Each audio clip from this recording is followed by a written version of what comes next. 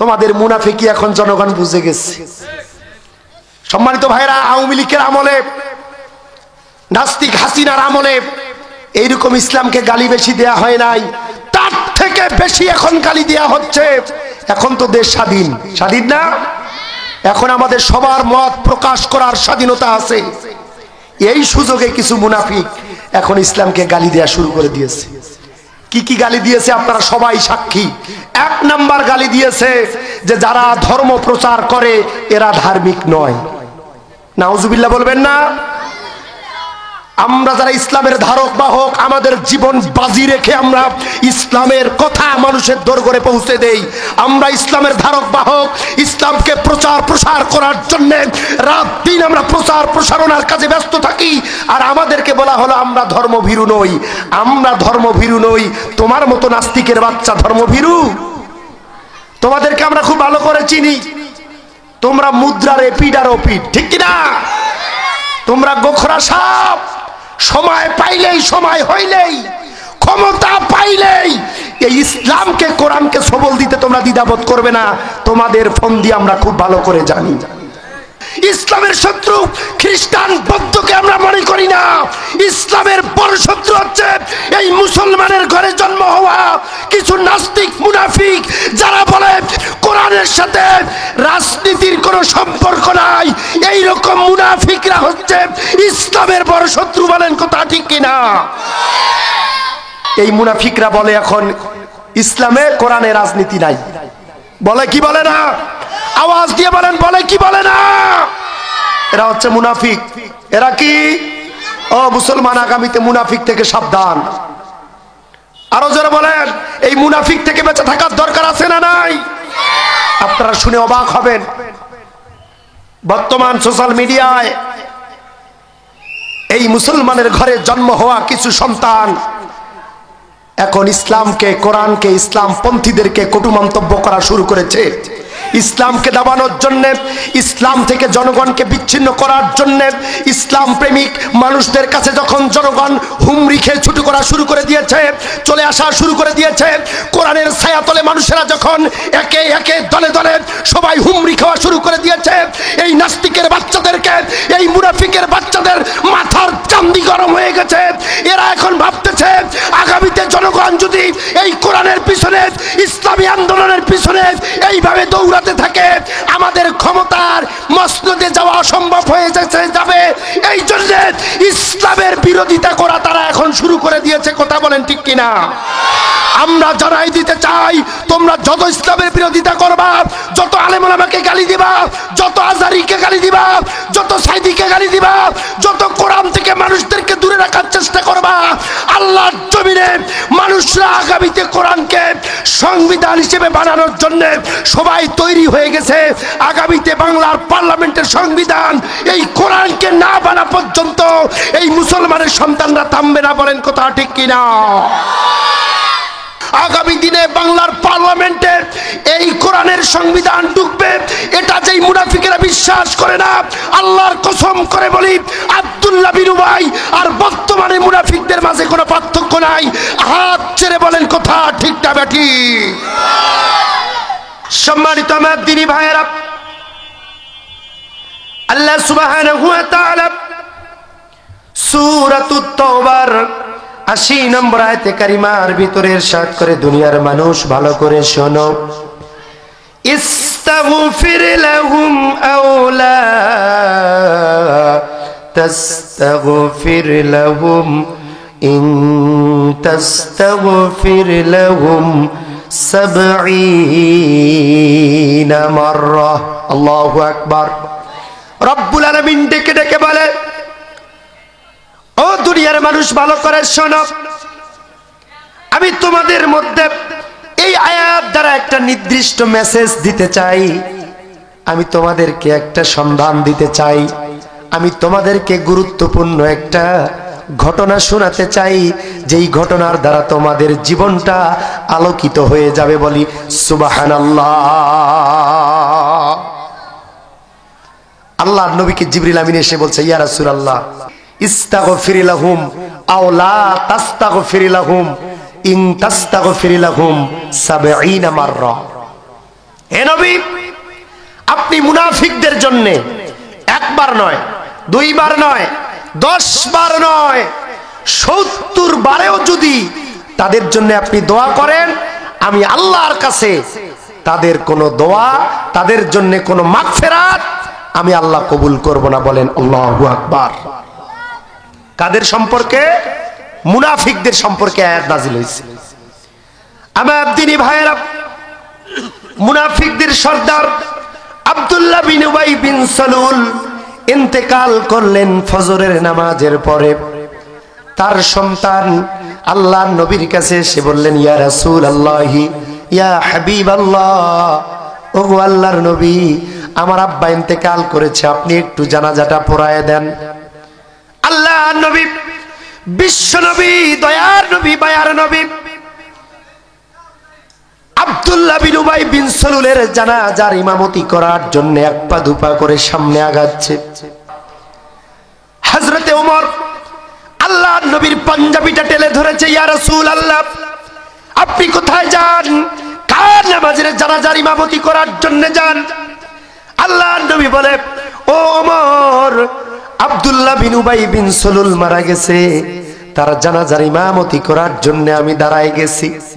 হযরতে ওমর বলে, আল্লাহর কসম করে বলি, যেই মানুষটা জীবনে বেঁচে থাকা অবস্থায় উহুদে আপনাকে কষ্ট দিয়েছে, তায়েফে আপনাকে কষ্ট দিয়েছে, জীবনের সর্বক্ষণ আপনাকে কষ্ট দিয়েছে, এই দুনিয়ার জমিনে আপনাকে ঢেল মেরেছে, পাটকেল মেরেছে, আপনাকে থুতু নিক্ষেপ করেছে, দিন প্রচারের কাজে আপনাকে বাধা দিয়েছে গো নবী, আজকে মারা যাওয়ার পর এই রকম মুনাফিকের জানাজা আপনি পড়াতে পারেন না। বলেন না আল্লাহু আকবার। আরো জোরে বলেন আল্লাহু আকবার। আল্লাহর নবী বলে, ওমর, আমাকে বাধা দিও না, আমাকে আটকায়ও না, আমি আব্দুল্লাহ বিন উবাই বিন সালুল মুনাফিকের সর্দারের নামাজের জানাজার ইমামতি করেই ফেলবো। আল্লাহর নবী জানাজার ইমামতির জায়গায় দাঁড় হয়ে গেছে। আল্লাহ আসমান থেকে জিবরিল আলাইহিস সালাতু ওয়াস সালামকে এই সূরাতুত তাওবার 80 নম্বর আয়াত পাঠিয়ে দিলেন আর বললেন, জিবরাইল, চলে যাও তাড়াতাড়ি, আল্লাহ নবী আমার নবীকে, আমার হাবিবকে আয়াতটা শোনায়া দাও। আপনি আয়াতটা ভালো করে বারবার তেলাওয়াত করুন। আল্লাহ পাক বলেন, ইস্তাগফির লাহুম আও লা তাস্তাগফির লাহুম ইন তাস্তাগফির লাহুম ৭০ মাররা। আল্লাহু আকবার। ও নবী, খবরদার, আপনি যারা জান্নাতে দাঁড়াবেন না, আপনি মুনাফিকের জানাজার ইমামতি করতে পারবেন না। আপনি মুনাফিকের জন্য একবার কেন, দুইবার কেন, ৭০ বারও যদি আমার কাছে দোয়া করেন আর না করেন, আমি আল্লাহ মুনাফিকের সর্দার আব্দুল্লাহ বিন উবাইকে মাফ করে দেব না। চিল্লায় বলেন না আল্লাহু আকবার। আল্লাহর নবী খামোশ খেয়ে গেলেন, দাঁড়ায় গেলেন। কি? আমি নামাজ পড়ায় দেব, ইমামতি করব, আর আল্লাহ আমাকে ইমামতি করতে, দোয়া করতে নিষেধ করে দিলেন? আল্লাহর নবী থমকে দাঁড়ায় গেলেন, থেমে গেলেন। ভাইরা আমার, ও দিনাজপুরের মুসলমানেরা, কান খুলে শুনে নেন। কোন মানুষ যদি মুনাফিক হয়, কোন মানুষের আচরণের ভিতরে যদি মুনাফিকি আচরণ ঢুকে যায়, ইসলামকে সহ্য করতে না পারে, ইসলামের রাহাবাদেরকে বারবার মুনাফিকের আচরণ প্রদর্শন করে, কোন মানুষ যদি ইসলামকে দাবানোর জন্য মুনাফিকের আচরণ গ্রহণ করে, এই সমাজের মধ্যে কোন মুনাফিকের সন্তান যদি বসবাস করে, কার আচরণের মধ্যে যদি মুনাফিকের আচরণ দেখা যায়, ওই মানুষটা যদি মৃত্যুবরণ করে, আল্লাহর কসম করে বলি, এই বাংলার জমিনে তার জানাজার নামাজ পড়া জায়েজ নাই। আওয়াজ দিয়ে বলেন কথা ঠিক না বেঠিক? তার প্রমাণ হচ্ছে সূরা তাওবার এই ৮০ নম্বর আয়াতে কারিমা। চিল্লায় বলেন আল্লাহু আকবার। আল্লাহর নবী মুনাফিকের জানাজা পড়ার জন্য দাঁড় হয়ে গেছে। আল্লাহ পাক ধমক দিয়েছে, নবী খবরদার, আপনি জানাজার নামাজ পড়াতে পারবেন না। যারা দুনিয়ার জমিনে যারা মুনাফিক হয়, যারা দুই চরিত্রের মানুষ হয়, দিনের আলোতে এক চরিত্র, রাতের অন্ধকারে আরেক চরিত্র, দিনে বলে হুজুর আপনার দলে আছি, রাতে নাস্তিকের ভোট কালেকশন করার জন্য তাদের চায়ের আড্ডার মধ্যে বসে যায়। এরকম মুনাফিকের সন্তান এই দিনাজপুরের জমিনে আছে না নাই? দুই চরিত্রের মুনাফিক যারা, এদিকেও আছে ওদিকেও আছে। দিনের আলোতে মধ্যে ইসলামের দলে, আবার রাতের মধ্যে নাস্তিকদের দলে আছে। এইরকম দুই চরিত্রের মানুষ যারা, 5 আগস্টের আগে এক চরিত্র, 5 আগস্টের পরে আবার আরেক চরিত্র। কায়া বদলাইছে, আছে না নাই? এই জায়গার মধ্যে নাই? আছে, দিনাজপুরে আছে। ও আমার দিনী ভাইয়েরা, মুনাফিক কাফের ইসলামের শত্রু বড় নয়, ইসলামের শত্রু সব থেকে বড় হচ্ছে মুনাফিক। আল্লাহর নবীর জামানায় আল্লাহর নবীকে যারা কষ্ট দিয়েছিল, দুঃখ দিয়েছিল, নির্যাতন করেছিল, এই শ্রেণীগুলির মধ্যে কাফের শক্তির থেকে মুনাফিক শক্তি আল্লাহর নবীকে বেশি কষ্ট দিয়েছে। বলেন কথা ঠিক না বেঠিক? আজ ইসলামী আন্দোলন, আজ ইসলামী কথা, ইসলামের কথা, ইসলামী আন্দোলনের কথা, কোরআনের কথায় বেশি বাধা দেয় কাফের না মুনাফিক? সবাইকে বলতে হবে কাফের না মুনাফিক? কাফের কিন্তু ইসলাম প্রচারে বাধা দেয় না, মুনাফিকরা ইসলাম প্রচারে দিনে রাতে প্রত্যক্ষ পরোক্ষ গোপনে প্রকাশ্যে কিন্তু বাধা দেয়। আছে না নাই? আরো জোরে বলেন, আছে না নাই? এইরকম দুই চরিত্রের মানুষ যারা, এই মুনাফিকদের ব্যাপারে আল্লাহ পাক বলেছেন, নবী এই মুনাফিকরা যদি দুনিয়ার জমিনে মারা যায়, এর জানাজা হবে না, আপনি নবী এর জানাজা পড়াবেন না, তার লাশটা আপনি চিতায় পরে ছাই করে দেবেন। বলেন আল্লাহু আকবার। মুসলমানদের কবরস্থানে মুনাফিকের কবর হবে না। যারা দুই চরিত্রের মানুষ, ইসলামী আন্দোলনেও আছে, আবার নাস্তিকদের দলেও আছে, আবার কমিউনিস্টের দলেও আছে। এইরকম মুনাফিকি আচরণের বৈশিষ্ট্য যাদের ভিতরে আছে, দুদুল্যমনা মানুষ চতুর্দিকে সিটে বেড়ায়, দৌড়ে বেড়ায়। আছে না নাই? নামাজও পড়ে, নাস্তিকের দলও করে, নাই বোধহয় নাই? এইরকম দুই চরিত্রের মানুষ যারা, ও দিনাজপুরের মুসলমান কান খুলে শুনে নেন, আগামী দিনে যেই কবরস্থানে মুসলমানরা শুয়ে আছে, সেই কবরস্থানের মধ্যে এই নাস্তিকের বাচ্চা নাস্তিকদেরকে আপনারা দাফন করবেন না। বলেন আল্লাহু আকবার। রাজি আছেন ইনশাআল্লাহ? আরো জোরে রাজি আছেন? কারা কারা রাজি আছেন? দু হাত তুলে আল্লাহকে দেখাও। লিল্লাহি তাকবীর, লিল্লাহি তাকবীর।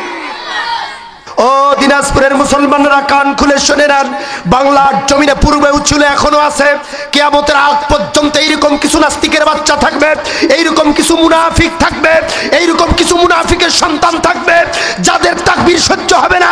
নারায়ে তাকবীরের ধ্বনি শুনলে তাদের কলিজায় আগুন জ্বলে যাবে, আর নারায়ে তাকবীরের ধ্বনিকে দাবানোর জন্য তারা শত চেষ্টা করবে।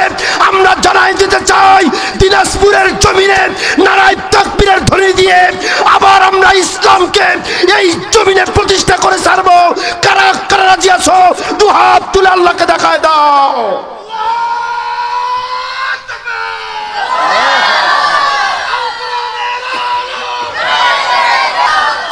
বলেন আলহামদুলিল্লাহ। ইসলামের বড় শত্রু কাফের না মুনাফিক? সবাইকে বলতে হবে কাফের না মুনাফিক? ইসলামের শত্রু আমরা কাফেরকে মনে করি না, ইসলামের শত্রু আমরা হিন্দুকে মনে করি না, ইসলামের শত্রু খ্রিস্টান বৌদ্ধকে আমরা মনে করি না। ইসলামের বড় শত্রু হচ্ছে এই মুসলমানের ঘরে জন্ম হওয়া কিছু নাস্তিক মুনাফিক, যারা বলে কোরআনের সাথে রাজনীতির কোনো সম্পর্ক নাই। এই রকম মুনাফিকরা হচ্ছে ইসলামের বড় শত্রু। বলেন কথা ঠিক কিনা? ইসলামের শত্রু কি মুনাফিক? সবচেয়ে বড় মুনাফিক।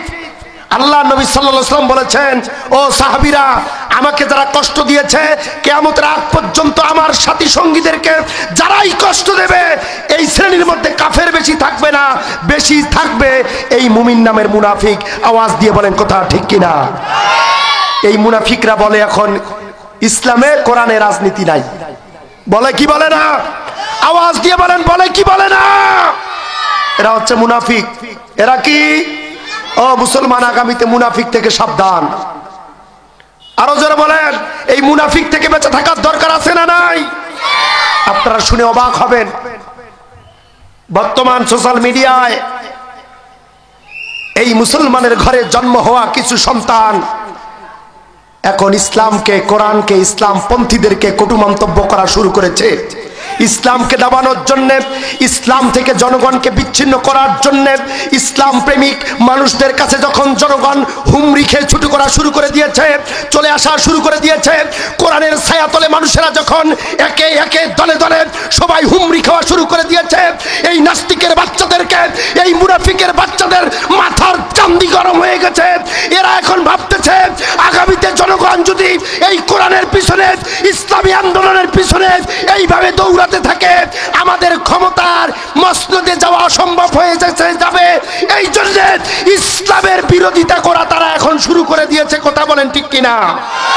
আমরা জানাই দিতে চাই, তোমরা যত ইসলামের বিরোধিতা করবা, যত আলেম ওলামাকে গালি দিবা, যত আজহারিকে গালি দিবা, যত সাইদিকে গালি দিবা, যত কোরআন থেকে মানুষদেরকে দূরে রাখার চেষ্টা করবা, আল্লাহর জমিনে মানুষরা আগামীতে কোরআনকে সংবিধান হিসেবে বানানোর জন্য সবাই তৈরি হয়ে গেছে। আগামীতে বাংলার পার্লামেন্টের সংবিধান এই কোরআনকে না বানা পর্যন্ত এই মুসলমানের সন্তানরা থামবে না। বলেন কথা ঠিক কিনা? তোমাদের মুনাফিকি এখন জনগণ বুঝে গেছে। সম্মানিত ভাইরা, আওয়ামী লীগের আমলে, নাস্তিক হাসিনার আমলে এইরকম ইসলামকে গালি বেশি দেয়া হয় নাই, তার থেকে বেশি এখন গালি দেয়া হচ্ছে। এখন তো দেশ স্বাধীন, স্বাধীন না? এখন আমাদের সবার মত প্রকাশ করার স্বাধীনতা আছে। এই সুযোগে কিছু মুনাফিক এখন ইসলামকে গালি দেয়া শুরু করে দিয়েছে। কি কি গালি দিয়েছে আপনারা সবাই সাক্ষী। এক নাম্বার গালি দিয়েছে যে যারা ধর্ম প্রচার করে এরা ধার্মিক নয়। নাউজুবিল্লাহ বলবেন না? আমরা যারা ইসলামের ধারক বাহক, আমাদের জীবন বাজি রেখে আমরা ইসলামের কথা মানুষের দরবারে পৌঁছে দেই। আমরা ইসলামের ধারক বাহক, ইসলামকে প্রচার প্রসার করার জন্য রাত দিন আমরা প্রচার প্রসারণার কাজে ব্যস্ত থাকি। আর আমাদেরকে বলা হলো আমরা ধর্মভীরু নই। আমরা ধর্মভীরু নই। তোমার মতো নাস্তিকের বাচ্চা ধর্মভীরু? তোমাদেরকে আমরা খুব ভালো করে চিনি। তোমরা মুদ্রার এপিড আর ওপিড, ঠিক কিনা? তোমরা গোখরা সাপ। সময় পাইলেই, সময় হইলেই, ক্ষমতা পাইলেই এই ইসলামকে, কোরআনকে সবল দিতে তোমরা দ্বিধাবোধ করবে না। তোমাদের ফোন দিয়ে আমরা খুব ভালো করে জানি। অতএব সাবধান, মুনাফিকি আচরণ থেকে সাবধান। মুনাফিকদের পরিণতি যুগে যুগে ভালো হয় নাই, আর আগামীতে ভালো হবে না। ভালো হতে আমরা দেব না। কারা কারা রাজি আছেন দু হাত তুলে আমার আল্লাহকে দেখায় দেন। তাকবীর নাই? তাকবীর নাই?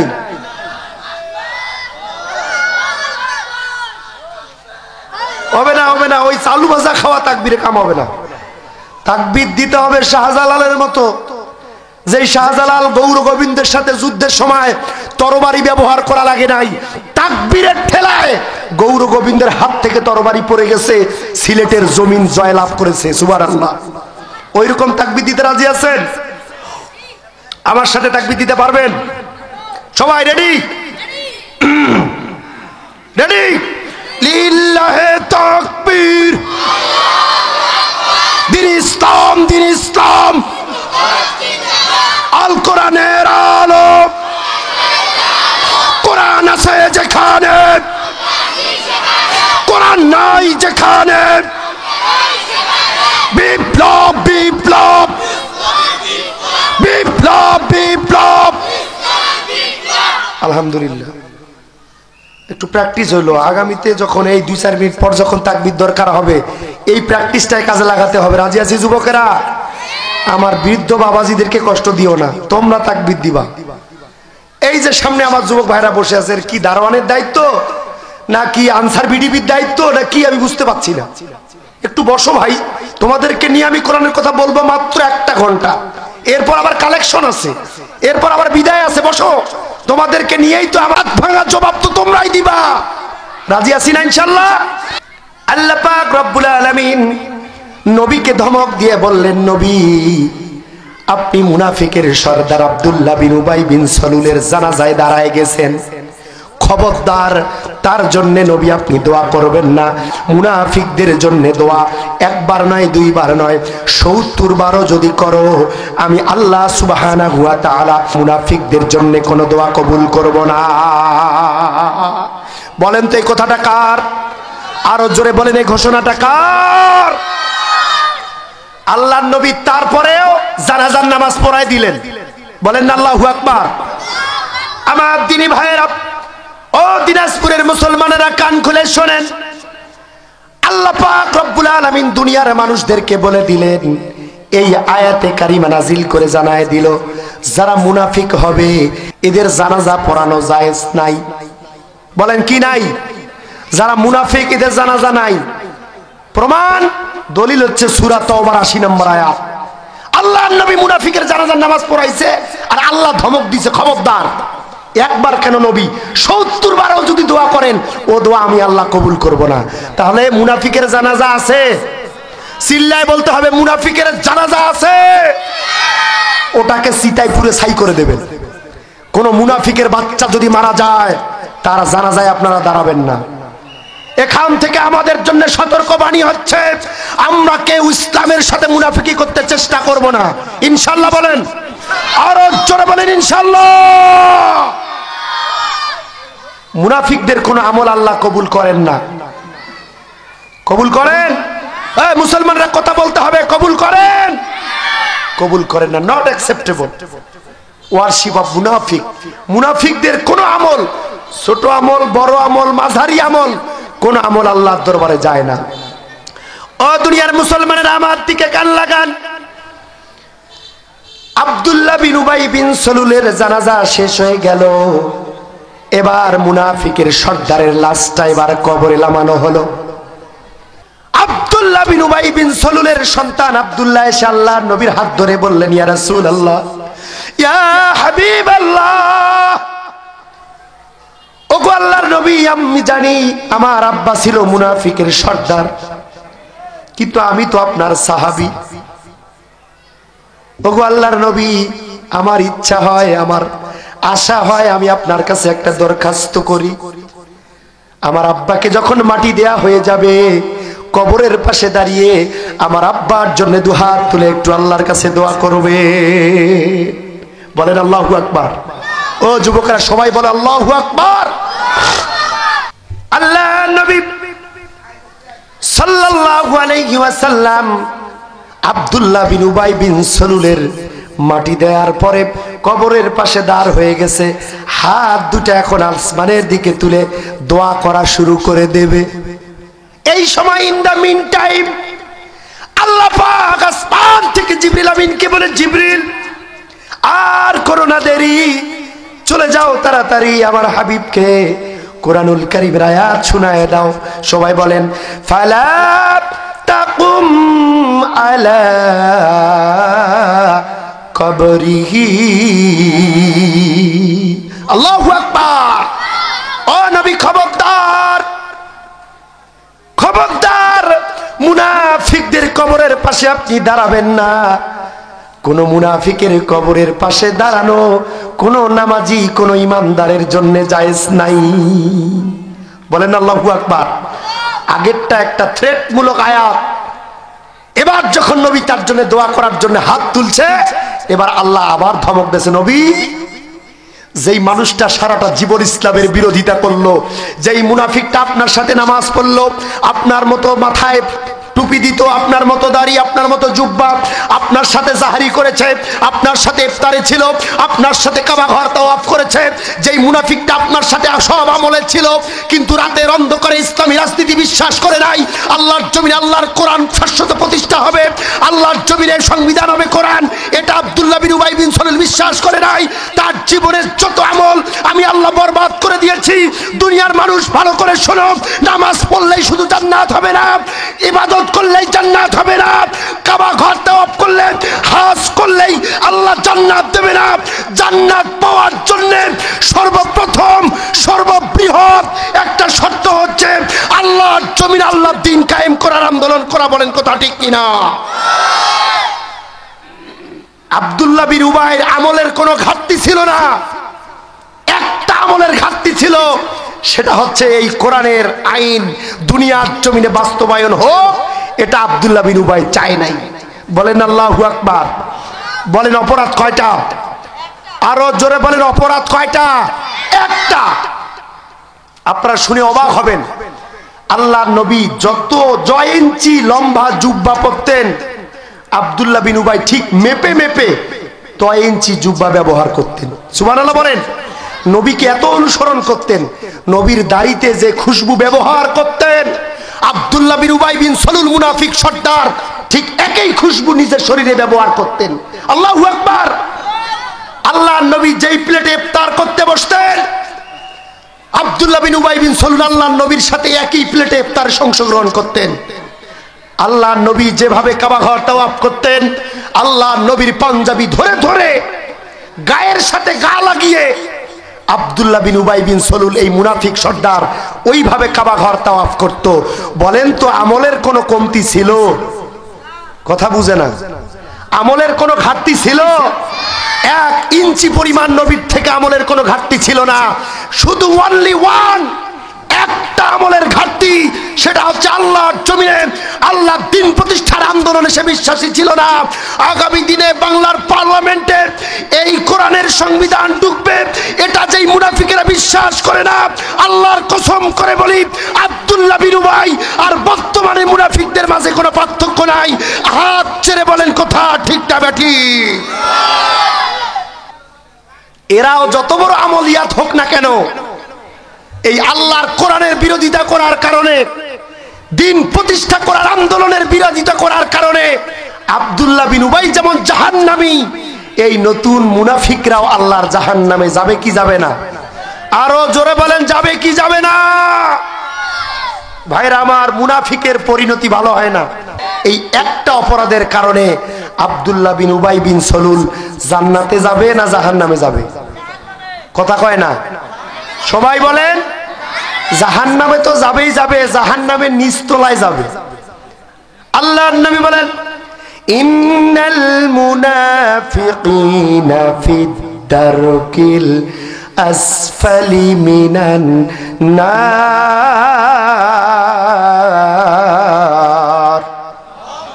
ও দুনিয়ার মানুষেরা রে, এই দুনিয়ার জমিনে যারা মুনাফিক হবে, 2 চরিত্রের মানুষ যারা হবে, যারা কোরআনের আন্দোলনকে সহ্য করতে পারবে না রে মানুষেরা, ইসলামী আন্দোলনকে যারা বিশ্বাস করবে না, 2 চরিত্রের মুনাফিক যারা হবে, এই চরিত্রের মানুষ যারা হবে, এরা জাহান্নামে তো যাবেই যাবে, জাহান্নামের তলদেশে হবে এদের বসত বাড়ি।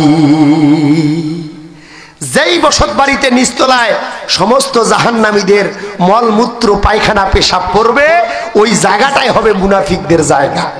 বলবেন না নাউজুবিল্লাহ? চিল্লায় সবাই বলবেন না নাউজুবিল্লাহ? বলেন তো ওই জায়গাটা কি খুব আনন্দের হবে, খুব সুখের হবে, না খুব আযাব গজবের হবে? খুব কষ্টের হবে। যেই কষ্টের আয়না ঘরে এতদিন এই জালিম হাসিনা বাংলাদেশের মানুষদেরকে রেখেছিল, ঠিক কিনা? ও বাংলাদেশের মানুষেরা, মুনাফিকরা যাবে জাহান্নামের তলদেশে, ছোট্ট একটা গুপ্তির ভিতরে তাদের থাকতে দেয়া হবে।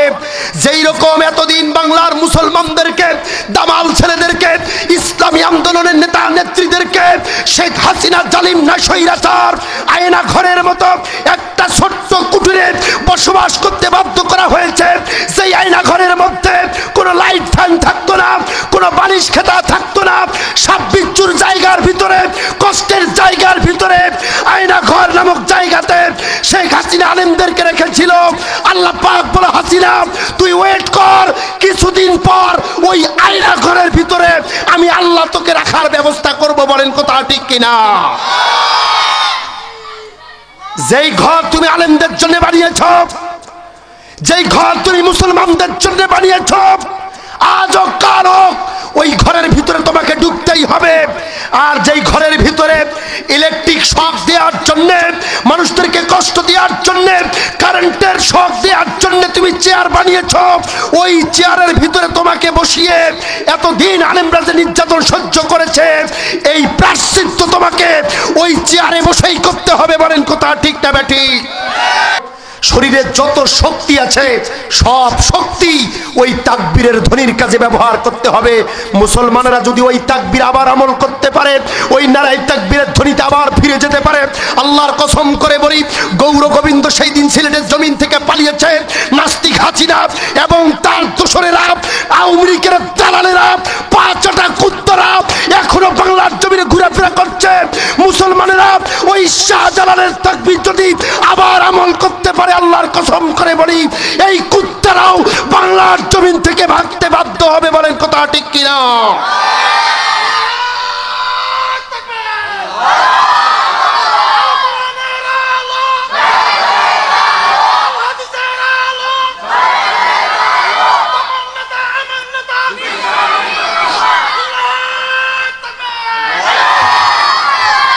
চিল্লায় বলেন আলহামদুলিল্লাহ, আর একবার বলেন মারহাবা।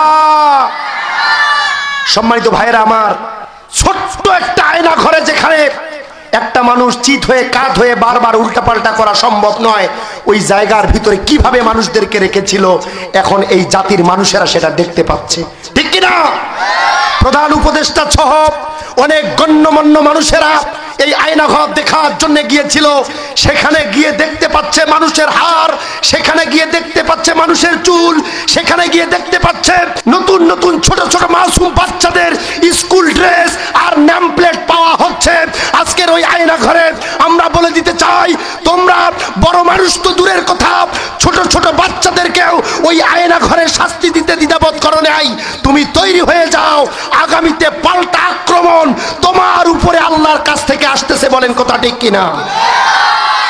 আপনারা দেখেন, সোশ্যাল মিডিয়া দেখেন, আয়না ঘর খুলে খুলে খুলে খুলে মানুষের সামনে এখন প্রকাশ করা হচ্ছে। আমি বলতে চাচ্ছি, এই আয়না ঘর কিন্তু জাহান্নামেও থাকবে, থাকবে না? ইন্নাল মুনাফিকিনা ফিদ দারকিল আসফালি মিনান নার। এই আয়না ঘর থাকবে জাহান্নামের একেবারে তলদেশে, যেখানে প্রবেশ করবে মুনাফিকরা। আওয়াজ দিয়ে বলেন, সেখানে কে ঢুকবে? সবাইকে বলতে হবে, ওই আয়না ঘরে, জাহান্নামের আয়না ঘরে কারা ঢুকবে? মুনাফিক ঢুকবে। আর বর্তমান যুগে একজন বড় নাস্তিক, সেটা হচ্ছে শেখ হাসিনা ঢুকবে।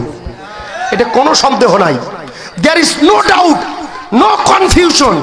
তাকে ঢুকতেই হবে ওই আয়না ঘরে। ইসলামী সাহিত্যে একটা কথা আছে, কামা তাদিনু তুদান, যে যেমন কর্ম করবে এই বাংলার জমিনে সে তেমনই ফল পাবে। তুমি মুসলমানদের জন্য আয়না ঘর তৈরি করেছো, তুমি কি মনে করেছো পার পেয়ে যাবা? তৈরি হয়ে যাও ওই আয়না ঘরের শাস্তি ভোগ করার জন্য। আওয়াজ দিয়ে বলেন কথা ঠিক না বেঠিক? আরো জোরে বলতে হবে কথা ঠিক না বেঠিক? ওই ঘরে ডুবানোর জন্য বাংলার দামাল ছেলেরা এখন রেডি হয়ে গেছে। তুমি টুক করে আসো, আর চুপ করে মুসলমানেরা ওই ঘরে তোমাকে ঢুকাবে। রেডি হয়ে আসো। এর কারণ কি? কারণটা হচ্ছে মুনাফিকি। বলেন কি কারণ?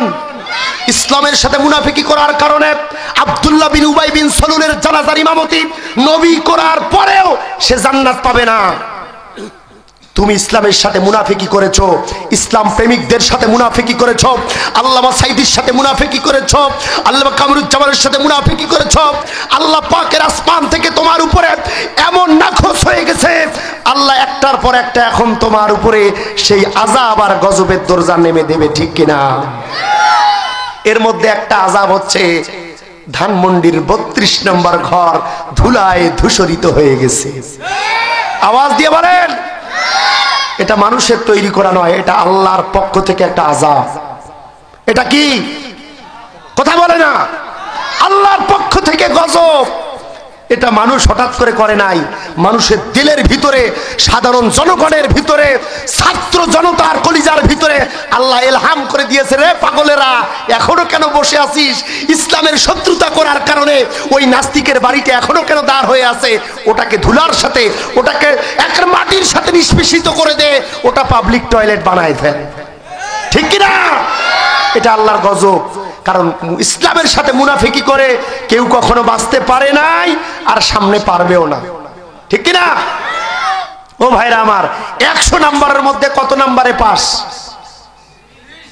কথা কয় না। 100 নাম্বারের মধ্যে পরীক্ষা পাস কত? 33। এই 33-এর নিচে পাইলে তো 32-এর বেল আছে ওখানে। ও 32 থাকলে কি আর না থাকলে কি? কথা কয় না মুসলমান? যেখানে 33 পাইলে পাস, তুমি আসো 32-এ, ও তোমার বেল নাই, তুমি ফেল, তুমি ইসলাম থেকে খারিজ। তুমি এতদিন ইসলামের সাথে মুনাফিকি করার কারণে একটার পর একটা গজব তোমার উপরে এখন আল্লাহ দিবে, তুমি রেডি থাকো। ঠিক কিনা মুসলমান? তোমার লাস্ট শেষ নিশানা পর্যন্ত এই বাংলার পুণ্যভূমিতে মুসলমানের সন্তানরা রাখতে দেবে না। বলেন কথা ঠিক কিনা? কারা কারা রাজি আছো? তো আব্দুল আবার আল্লাহকে দেখাও। ভাইরা আমার, আজকে আমার আলোচনার মূল থিম হচ্ছে আমাদের আমল কম হোক কোনো দুঃখ নাই, কিন্তু আমরা কোনোভাবেই ইসলামের সাথে, মুসলমানদের সাথে, কোরআনের সাথে আমরা মুনাফিকি করব না। রাজি আছি ইনশাআল্লাহ? আরো জোরে হাত তুলে বলেন রাজি আছি ইনশাআল্লাহ। মুনাফিকদেরকে আল্লাহ কখনো ক্ষমা করে না। ক্ষমা করে আল্লাহ, মুনাফিকদের কখনো ছেড়ে দেয় না। সামান্য পরিমাণ ছাড় দেয়, কিন্তু ফাইনালি ছেড়ে দেয় না। আল্লাহ পাক রব্বুল আলামিন বলছে, ওয়া ইন ইয়াউদু ফাকাদ মাদাত সুন্নাতুল আউয়ালিন।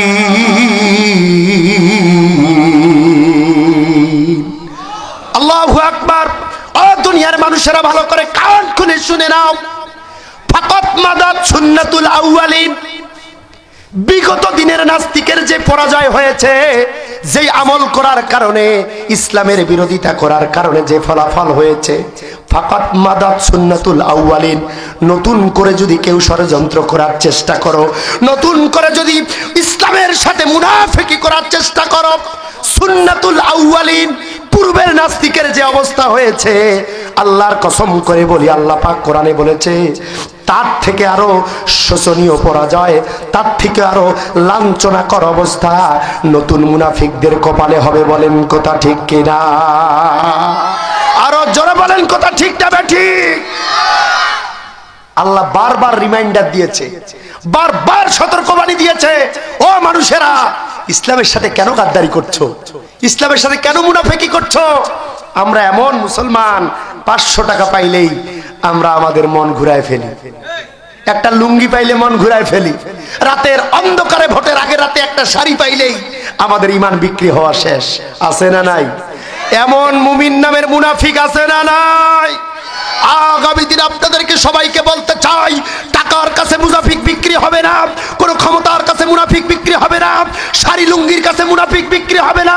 আগামীতে এই কোরআনটাকে পার্লামেন্টের সংবিধান হিসেবে তৈরি করার জন্য, আল্লাহর জমিন আল্লাহর দ্বীন বাস্তবায়ন করার জন্য, মুনাফিকদের দাঁত ভাঙা জবাব দেওয়ার জন্য সমস্ত মুসলমান কাঁধে কাঁধ মিলে আমরা একতাবদ্ধ থাকবো। কোনো মুনাফিকের ফুসলানিতে আমরা ভুলে যাব না। আওয়াজ দিয়ে বলেন কথা ঠিক না ব্যাঠি?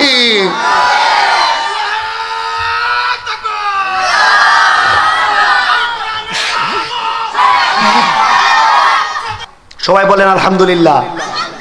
এবার কোরআনের একটা জীবন্ত আয়াত আপনাদেরকে শোনাই, ভালো করে শোনেন। আল্লাহ সুবহানাহু ওয়া তাআলা বলেছেন, ফাতিলকা বুয়ুতুহুম খাবিয়াতাম বিমা যালামু।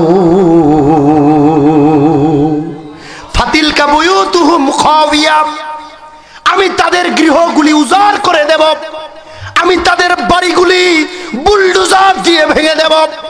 ফাতিলকা বুয়ুতুহুম খাবিয়া, তাদের ঘরের ভিতরে, তাদের ওই আবাস স্থলের ভিতরে ঘুঘু নাচবে। ঘুঘু কি নাচবে?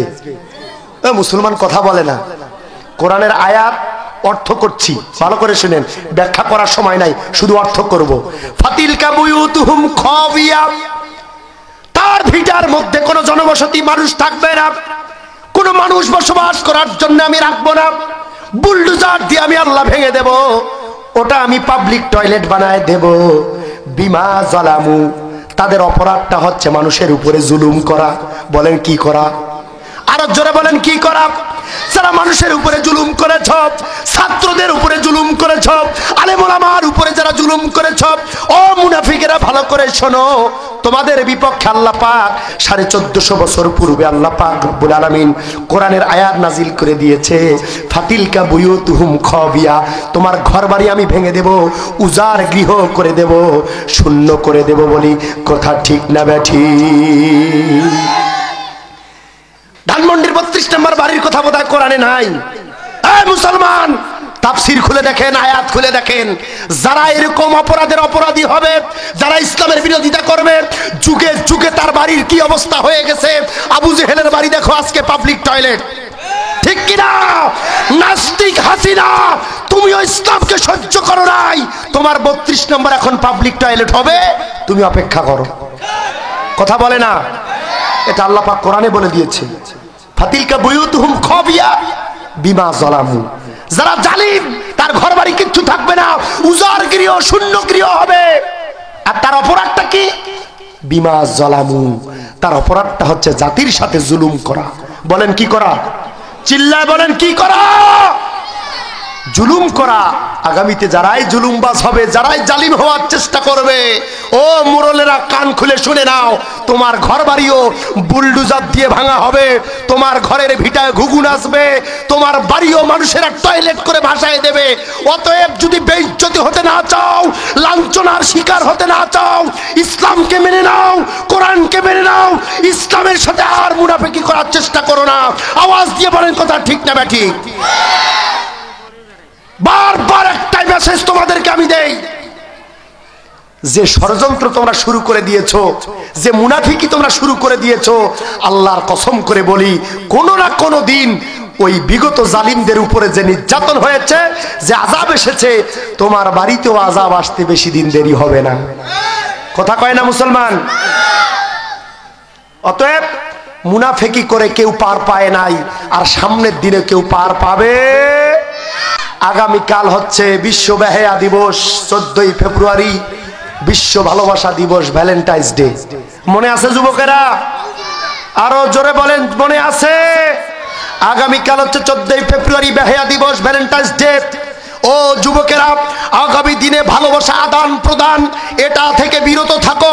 আগামী দিনে তুমি দীপ্ত শপথ গ্রহণ করো, ভালোবাসা দুনিয়ার মানুষের জন্য আর দেয়া যাবে না।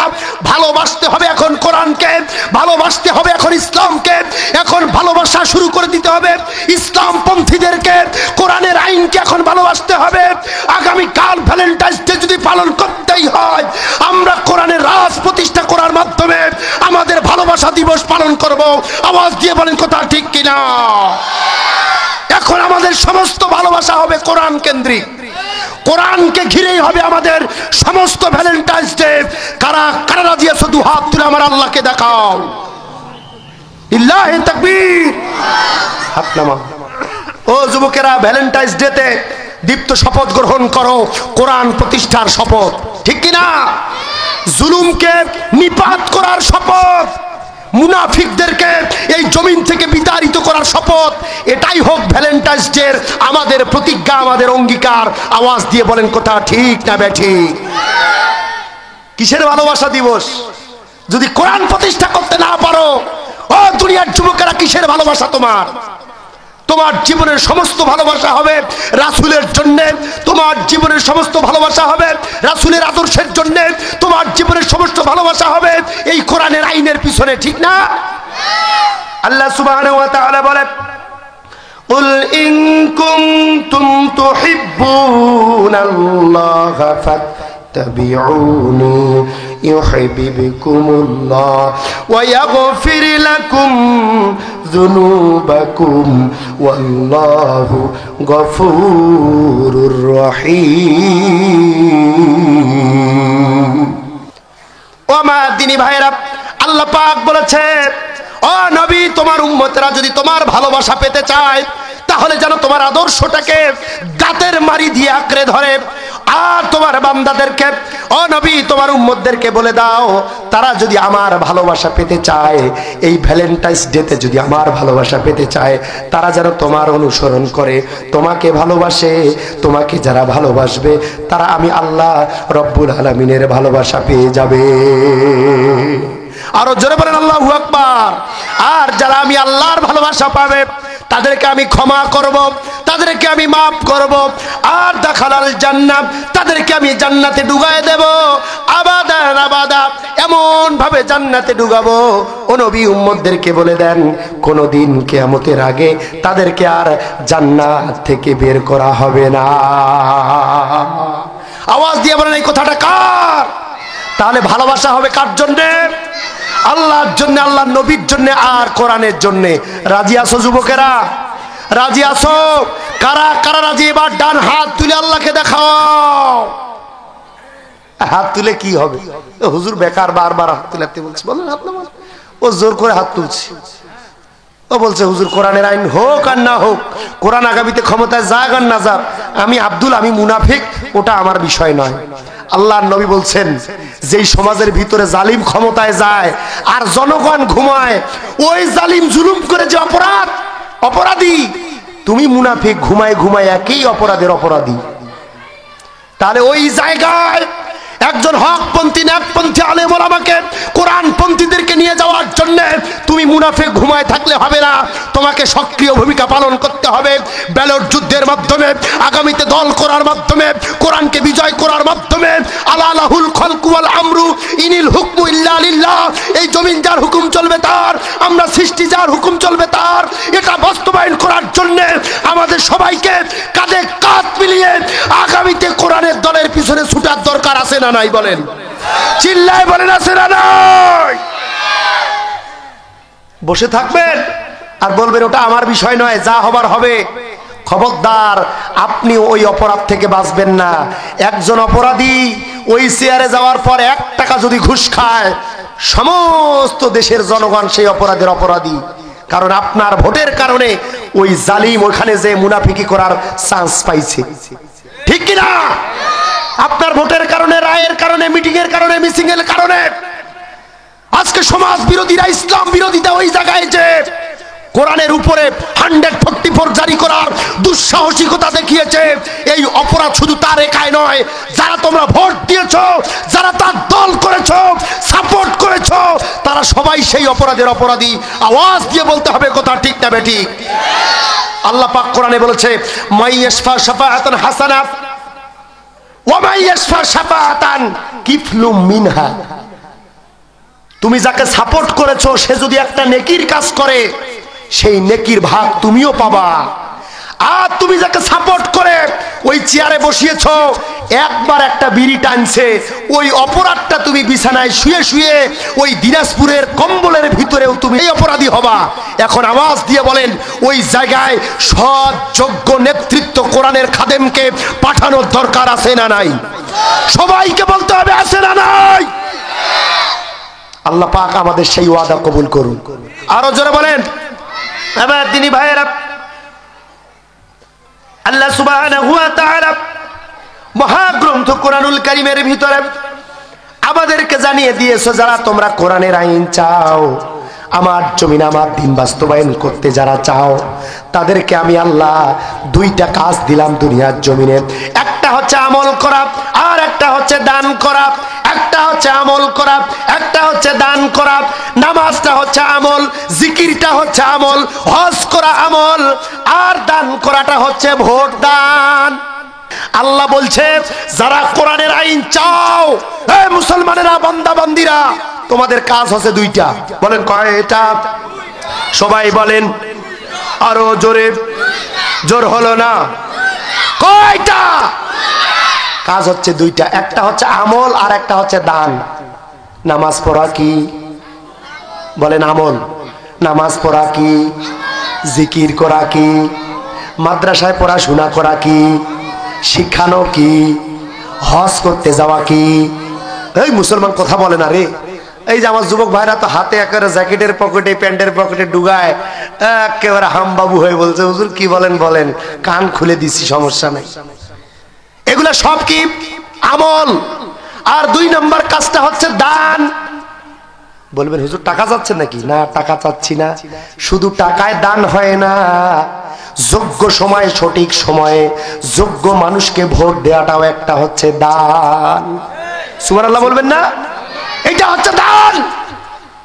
আপনার জীবনের সবচেয়ে বড় দান হচ্ছে ভোট দান। এই দানটা আপনি কাকে করছেন, কি দেখে করছেন, কোন দল দেখে করছেন, আর কি মার্কা দেখে করছেন? ওখানে কোরআনের মার্কা আছে না নাই? ওখানে কোরআনের নেতা আছে না নাই? ওখানে কোরআনের এজেন্ডা আছে না নাই? ওখানে কোরআনের শাসনতন্ত্র আছে না নাই? এইটাতে ভোট দেওয়াটা হচ্ছে সবচেয়ে বড় দান। আওয়াজ দিয়ে বলেন কথা ঠিক না ব্যাঠিক? এই দানটা যথা নিয়মে যথা সময় আগামীতে দিবেন তো ইনশাআল্লাহ? কথা বলেন দিবেন? এটা দেওয়ার জন্য আল্লাহর জমিনে আল্লাহর দ্বীন বাস্তবায়ন করার জন্য, আল্লাহর শাসনতন্ত্রকে বাস্তবায়ন করে রাখার জন্য, আল্লাহর জমিনে কোরআনের শিক্ষাকে বাস্তবায়ন করে রাখার জন্য, এই কোরআনের আন্দোলনকে জীবন্ত রাখার জন্য মাল দেওয়ার দরকার আছে না নাই? এই কোরআনকে আগামীতে জীবন্ত রাখবে মাদ্রাসার তালবে ইলমেরা, এই কোরআনকে জীবিত রাখবে আগামীতে এই প্রতিষ্ঠানেরা, আগামীতে এই কোরআনের ধারক বাহক হবে আমাদের সন্তানেরা, যারা কোরআন পাঠ করে, কোরআন শিখায় এবং শিখে, আগামীতে এরাই হবে ধারক আর বাহক। আমরা একদিন না একদিন মরে চলে যাব, কিন্তু আমাদের টাকায়, আমাদের পয়সায় এই সন্তানদেরকে যে আমরা রেখে যাব, এই দান করার মাধ্যমে আমরা যে আগামী প্রজন্ম রেখে যাব, এই প্রজন্ম যতদিন বেঁচে থাকবে আমরা কবরে শুয়ে শুয়ে সমপরিমাণ সওয়াব পাবো। আল্লাহ তুমি আমাদেরকে কবুল করো, বলে আমিন।